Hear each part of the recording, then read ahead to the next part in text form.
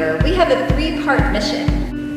We'll be sitting down with church members to ask them, how are you connected with our mission to gather, grow, and go? We'll ask them, what's your three? Today I get to sit down and talk with Blaine Burton, a member of our church. I'm excited to hear from Blaine how he's connected to our mission to gather, grow, and go. So I'm excited to hear from Blaine. What's his three? Blaine, thanks for being here with me today and for being willing to share with all of us how you are connected to our mission. So let's start with the easy question. How do you gather at Mount Tabor? How long have you been coming? What brought you to Mount Tabor? Maybe tell us which service you'd like to worship in. Just tell us about that. We originally came in 1999. We'd been at Burkhead Methodist Church for about 18 or 19 years. Burkhead at the time didn't have any youth, and we had 2 teenage boys. And so we came here mainly for the youth program in 1999. And so we've been here about 21 years. My wife's Beverly, and most people know the church. We have an adopted daughter, Hope, who is getting ready to start driving next month. Oh. So that's a little scary. And just a strong connection to the church. When our boys were killed in 2002, we couldn't have survived without the church and how they wrapped their arms around us. So we was, that's a connection that is just deep down our soul. We attend the Ignite service, typically. Every once in a while we'll go to the traditional because I'm a lifelong Methodist, and all the whole traditional service reminds me a lot of growing up in the Advanced Methodist Church where I started. Well, let's talk about how you are involved in growing spiritually. So do you attend any small groups, Sunday school classes, support groups? How do you grow spiritually here at Mount Tabor? Well, in the past, I've taken several classes over the years here at Mount Tabor. I've taken a Disciple 1 and 2, and I took Pains in Christ 1 year also. Those are all 9 or 10 month studies, and for me, I still consider myself a Bible novice. But now it's helped me a whole lot. Yeah. Particularly the first year after that, boys were killed. Disciple was a good place for me to go because I was having a lot of questions about my faith. Sure. And Susan Hewing was the leader at that time, and told me it was okay to be mad at God.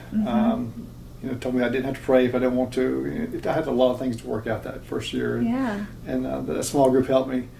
Today we're part of the Foundation Sunday School class.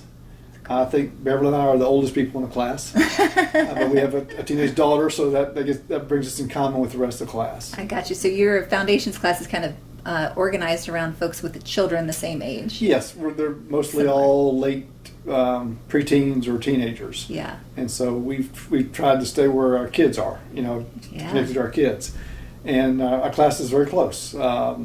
It's we've continued to meet through the COVID. So how important is being in those groups for you to personally be on a path of growing spiritually? Well, it's very important to us, very important to me. We found one of the things we particularly liked about Mount Tabor when we came in 1999, because it was much, much bigger than in Burkhead. But what I think is great here is there's small groups, there's different worship choices. I think we do a very good job here of letting you find your place, letting you find your connection, because I don't think there's any way possible I can know everybody in the church. But through our Sunday school class and the classes I've taken and the other groups I'm in, it helps me find my niche, find people that I can share, find people that I can pray for, people that can pray for me, people that I'm very open to talking about, the dark fears, dark secrets. Yeah. I need that. Yeah, so in those smaller groups, you're able to make deeper connections than you would in a large group. Yes, because like I said, there's no way I can know 2,000 people or that type of stuff. And also, I'm not going to share my feelings with 2,000 people either. Correct. I learned after our boys were killed, I didn't need 1,000 close friends. I needed a handful of close friends that I could rely on and help me through that. So you certainly have spent the years growing your faith, and then often when we grow our faith, we find ourselves wanting to go out into the community or go among the church and serve and be a witness of the love that we found in Christ. So that's part of our mission, to go faithfully. Right. How are you involved in Mount Tabor's mission to go faithfully? How do you serve? Well, it's changed over time. I mean, when the kids were young, involved in all their activities, sorts of activities, did a lot of things through scouting. But the last 4 or 5 years, I retired 3.5 years ago. It's hard to believe it's been that long. And I told somebody the other day, I said, retirement's about to kill me. I'm so busy, but the difference is I'm doing things I really want to do. And I've learned what I like and don't like at this time. So Great. maybe part of getting older is being able to say no. Things that I've picked up in retirement. I got asked right after I retired to join the after-school board for the after-school program. Mm-hmm. And I'm going, why would you need me? They called me on the phone. We were traveling in the car, put you on speakerphone. I said, don't you want to talk to my wife? Because my wife's a former educator and all that. No, we want to talk to you because we need business people. So we've got a lot of moms of preschoolers and all, but we need after school programs is a business also. Yes. So then they wanted 2 or 3 men to come in with a business background to help with the business HR part of that. And I found that very rewarding. Wow. It's just it's a wonderful program. I've learned it's a ministry too. It's a business, but it's a ministry. And I was more hardcore business guy because I was a business person for 38 years. But I've learned what the ministry is about and how you make compromises and choices and all to make sure it's a business and a ministry. And it's just been very rewarding to get involved with that. And interesting how, as folks know you, they identify in you talents that can be used in certain ministries. Absolutely. And then you also know yourself well enough to know the talents that you have that you can put to work in service of Christ. So that's really fascinating. Yes, and then I'm a IT retired person. My wife would call me a geek, so I've gotten involved with the technology part of the church. Yes. Keeping all the computers running and all the network stuff and all the IT stuff and all. And it's a lot to do it.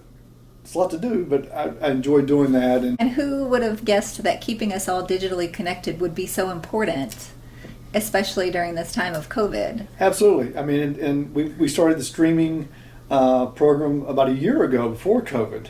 Yes. And we've evolved that over time, and being able to stream it and put it on YouTube and on Facebook. Over a year ago, we didn't have any idea how valuable that would be in March. Yeah. In fact, I was pushing last year to upgrade our internet to fiber. And we got that done about 2 weeks before everything shut down this year. Interesting. So that's really facilitated us being able to do multiple services at the same time. Where there's foresight, where there's providence, where it was, God's hand in it. We got that all done right before everything locked down, and so now we're involved in doing the live services outside in the parking lot, being able to broadcast those and catalog those. And you maintain our YouTube page as well to get all 3 of the services out to all of our members and guests across the world. So that's great. Well, and again, I feel like I've done a small part of that, but it's amazing how well I think we've all done. Yes. Because a lot of us didn't know what we had to do in March. And it's just been, I have pride in seeing what you put out on Facebook and what Marcy does and Mark and Bob and all the folks. It's just amazing how much content is out there. Yeah. And so I do take some personal pride in I have to start that, and I've got to get it going, and it's just been invaluable to keep folks connected through all this, and hopefully one day we'll all come back and it'll be together. But I see us coming back that we'll still do live transmissions of all 3 services. Yes, I think so. For the foreseeable future. And how rewarding when you offer up the gift that you have and you watch what God does with it. How amazing and rewarding. So we are grateful for your service, for your connection to our mission, and for all that you're doing to help us all stay connected. It was really nice to sit down and talk with you. Well, thank you. Again, I'm not good at being interviewed, but you did a fabulous job. I'm glad to help. Yeah, thank you. Thank you, Blaine. Okay. And thank you for watching. If you have someone you'd like to nominate for us to ask What's Your 3, just let us know. And we look forward to seeing you next time on What's Your 3.